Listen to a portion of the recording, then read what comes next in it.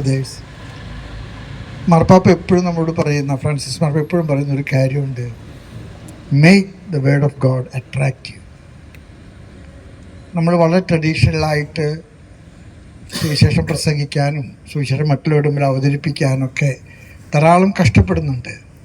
പക്ഷെ പലതും ആരും കാണുന്നില്ല, ആരും വായിക്കുന്നുമില്ല, ഉപയോഗിക്കുന്നുമില്ല.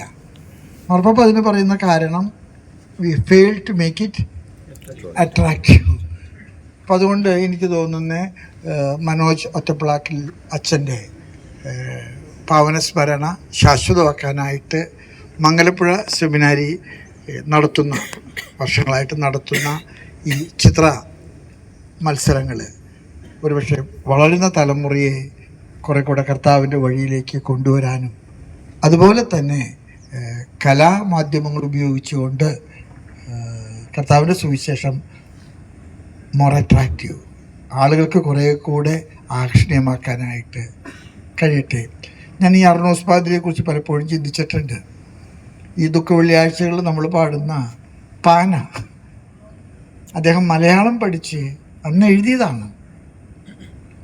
അതിൻ്റെ താളം തെറ്റാതെ, അതിൻ്റെ പ്രാസം തെറ്റാതെ, അതിൻ്റെ വർണ്ണങ്ങൾ കളയാതെ അദ്ദേഹം എത്ര മനോഹരമായിട്ട് ചെയ്തിരിക്കുന്നത്. നമുക്ക് നമ്മുടെ സ്വന്തം ഭാഷയാണ് ഇതൊക്കെ, നമ്മുടെ സ്വന്തം കയ്യിൻ്റെ കരവിരുതാണ്. നമുക്കത് ചെയ്യാനായിട്ട് സാധിക്കട്ടെ.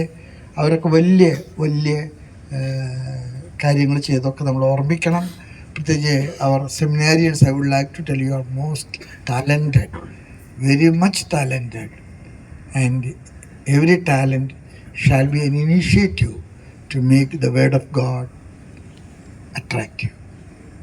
May God bless you. With these words, I declare ഈ കലാ ചിത്ര പ്രദർശനം ഉദ്ഘാടനമായിട്ട് അറിയിക്കുന്നു. നന്ദി, നമസ്കാരം.